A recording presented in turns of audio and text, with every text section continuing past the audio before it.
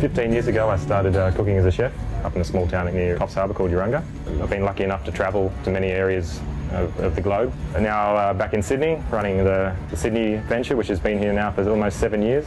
A restaurant that we're very happy with. It's been very successful and continues to grow. We've been hatted by the Sydney Morning Herald every single year since opening. When Flying Fish opened, Pyrmont was an area which wasn't really developed. I know when the owner Con took the lease in this building, it was quite a big thing because there wasn't much around here. It's a business sort of lunch crowd. And then over night time it changes to a crowd that is quite diverse. It's not just a city crowd, which being out of the way, we're still lucky they still actually make the time to come around to Jones Bay Wharf. We're close to the fish market in Pyrmont, and having a fish market a minute away, the fish is always completely fresh. All the seafood that comes through the door, whatever we need, our fishmongers will work very hard to source for us. You know, I think it's all about the quality of the fish. You know, you can tell good fish from bad fish simply by its appearance, by its smell, you know, the way it's been treated. Unfortunately, the price point is also a good way to tell of a good seafood restaurant, because these days good seafood's not cheap.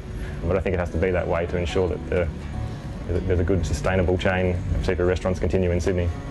This year we opened Flying Fish and Chips in the Star, which we're very happy with. Just a casual sort of takeaway fish and chip shop, but using high quality produce. I think the fish and chip shop takes the guesswork and the hard work out of trying to find some good fish and chips around the area. So one of our signature dishes here at Flying Fish is one of our side dishes actually, twice cooked hand-cut chips, which we serve with a chilli salt. They're almost a downfall because sometimes they take away from the actual main course. Twice fried chips is basically finding a good potato and cooking it twice, a blanching process to soften the chip but not colour it, on the second process of cooking at a higher temperature to give it its colour and crispiness and crunch. The most important part of a good hand-cut chip is making sure you choose the right potato, and that sort of depends on what time of the year that you are cooking your potatoes. So you try and pick a potato that doesn't have a high sugar content. 3/4 of the year at Flying Fish we use a Desiree potato, which is the pink potato which you'll commonly see in your supermarkets that is mostly always washed. When that sugar content rises in the Desiree, we sometimes turn to either a Nicola potato or a Sebago.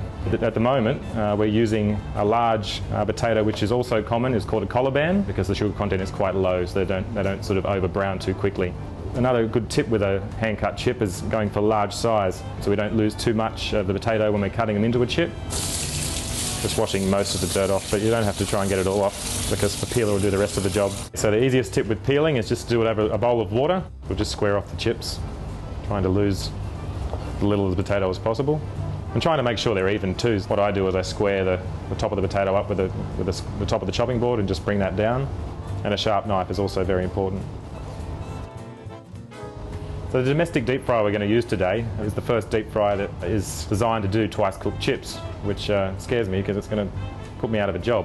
For the size of these collar bands, I'd say about 3 or 4 large collar bands to make a kilo. So once our potatoes have had a nice soak in water to release some of that starch, we'll now drain them on some absorbent towel just to get as much water off as possible so we don't damage that oil in that deep fryer.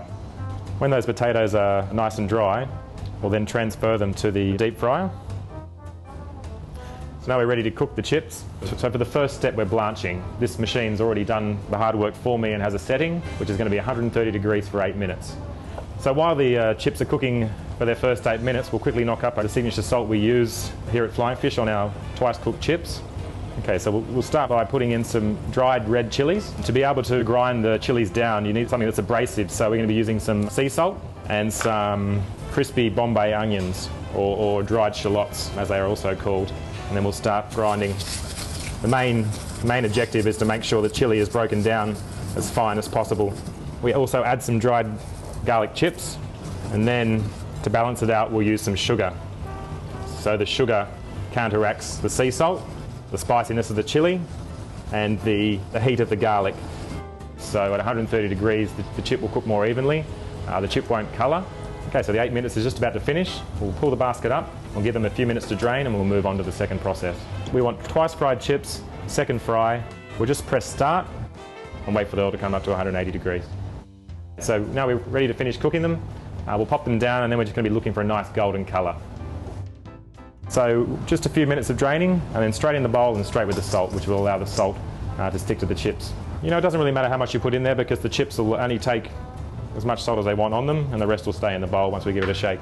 So we'll just toss the chips so the salt sticks. and then we'll serve them in the bowl.